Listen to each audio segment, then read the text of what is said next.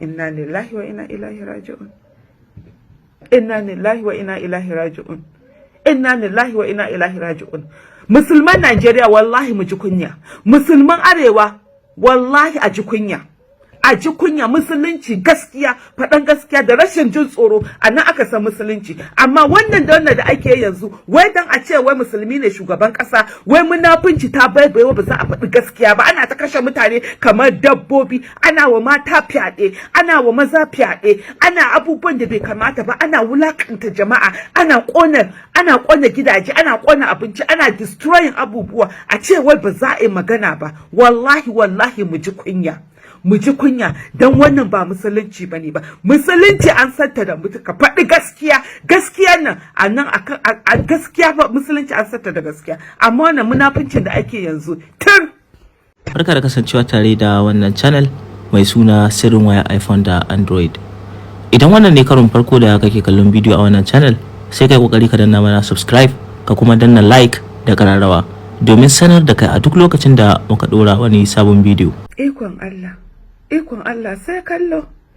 Najeriya yau ba a son gaskiya. Duk wanda ya faɗi gaskiya sai a nemi duk yadda za a yi da shi. Wai a ce wai an sauke Sheikh Nuru Khalid? Akan me? Akan ya ce wai rayukanmu ya kamata gwamnati ta ɗauki rayukanmu da muhimmanci? Shi kenan kawai sai a sauke shi? Dama muna ba kwanakin baya ba na yi maganar nan, na ce malaman alert su dai suna nan da 'yan siyasa suke haɗa baki ake cin mutuncin jama'a a ƙasar nan. Ana kashe mutane wai su yi shiru, 'yan siyasa su zo ana tsalla su zo su tsaya a nan a gaba, amma ba za su gaya musu gaskiya ba, su gaya musu cewa abubuwan da suke bai kamata ba.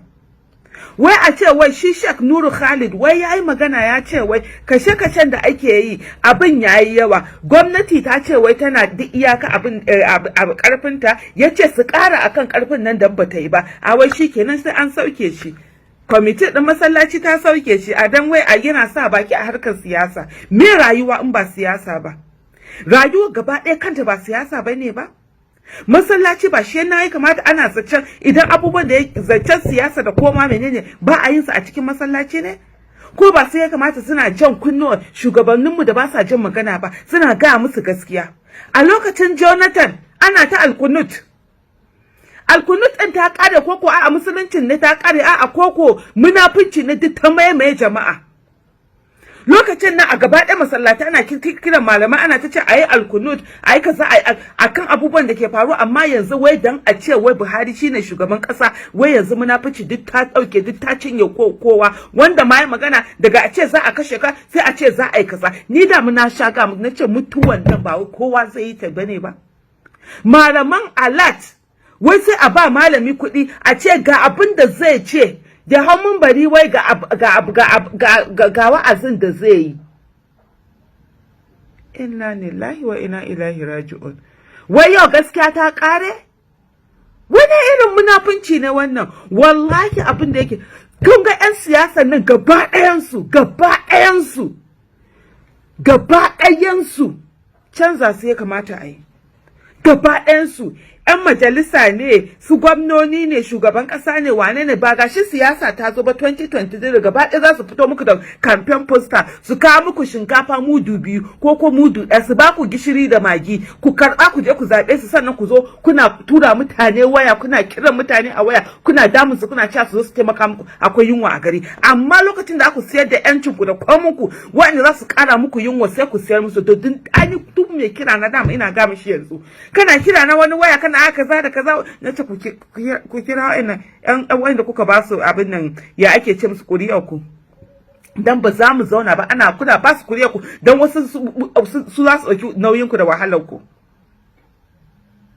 Wani irin abu ne wannan? Wallahi jama'a mu tashi tsaye. Idan ba ku yi ba kuwa wallahi mutanen nan za su yi rugurugu da ku, da 'yan siyasa da malaman Allah sun riga sun haɗa baki, kuma malaman Allah ɗin suna da yawa, sun fi malaman masu gaskiya yawa. Malaman masu gaskiya da za su faɗi abu yadda ya kamata wallahi yanzu kalilan suke, kaɗan suke.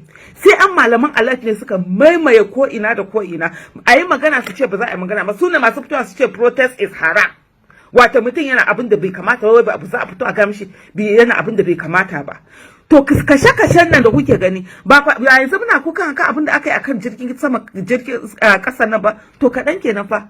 Mutanen nan sun san wanda suke a gwamnati bata damu ba da rayukan mutane, sun san mutane ma basu damu ba, su yi abin da suka ga dama, su yadda suka gana masu tafi su dawo kuma su kuma yi wannan ba.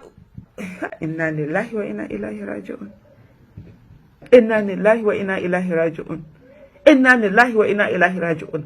Musulman Najeriya wallahi mu ji kunya, musulman Arewa wallahi a ji kunya, a ji kunya. Musulunci gaskiya, faɗan gaskiya da rashin jin tsoro, a nan aka san musulunci. Amma wannan da ake yanzu, wai dan a ce wai musulmi ne shugaban ƙasa, wai munafunci ta baibayewa ba za a faɗi gaskiya ba. Ana ta kashe mutane kamar dabbobi, ana wa mata fyaɗe, ana wa maza fyaɗe, ana abubuwan da bai kamata ba, ana wulakanta jama'a, ana ƙona gidaje, ana ƙona abinci, ana destroying abubuwa. A ce wai ba za a yi magana ba. Wallahi mu ji kunya, mu ji kunya, dan wannan ba musulunci bane ba. Musulunci an santa da mutu ka faɗi gaskiya, gaskiyan nan anan akan gaskiya ba, musulunci an santa da gaskiya. Amma wannan munafincin da ake yanzu,